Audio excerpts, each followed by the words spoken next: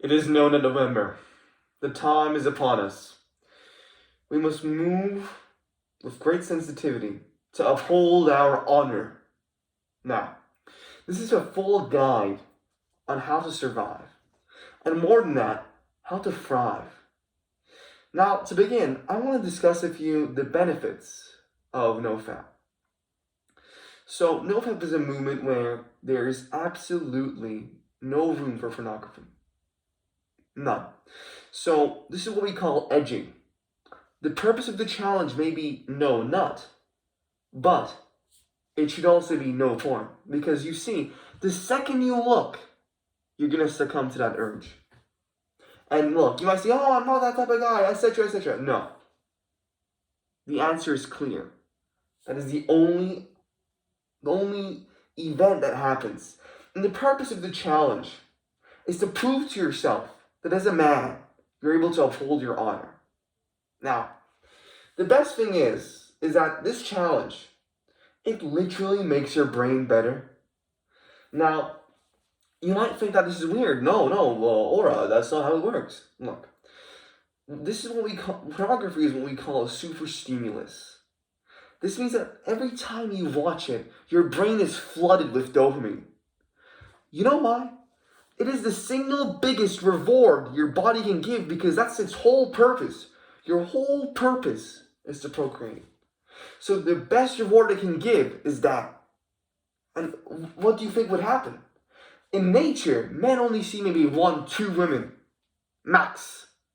That's all you see. And throughout a lifetime, maybe 100. In terms of seeing, not even being able to partner with. But what about that same in the sites, in those tube sites? Do you think it's the same? No. You see hundreds and hundreds of women. And so your brain thinks, hey, you're the top G. You're so great. We don't need to improve anymore. We're getting all of these girls. Can you see how this is so detrimental to your growth? Because what happens is, then your brain doesn't help you grow. It doesn't help you become the man you must become. And so that is the main benefit of this challenge. It helps you be more happy.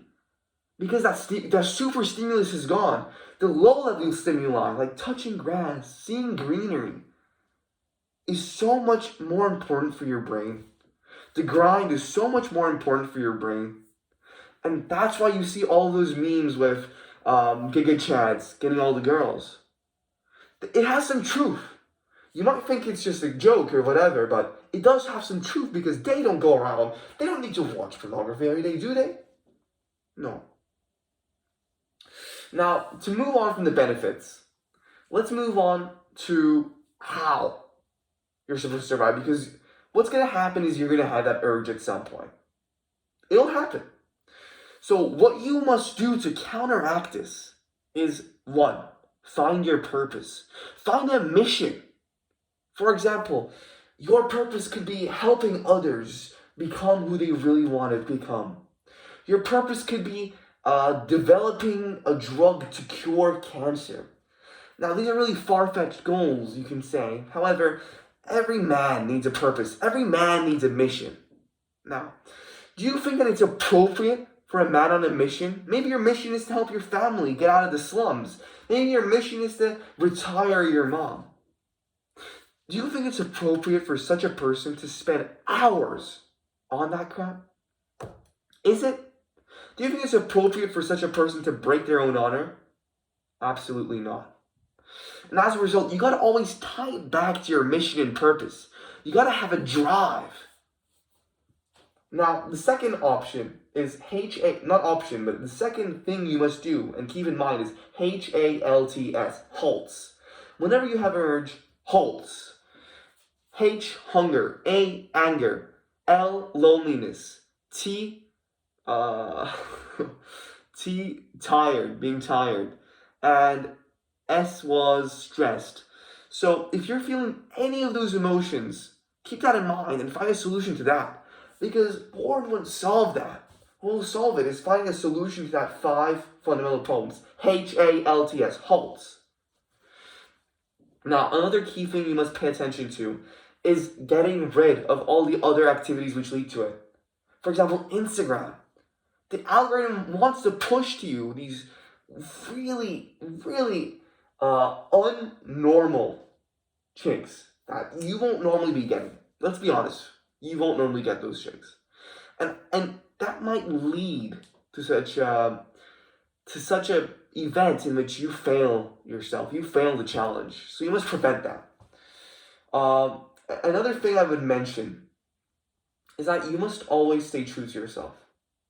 And if you do fail, you have to A, be honest with it, and B, if you fail, that doesn't mean you should go all out.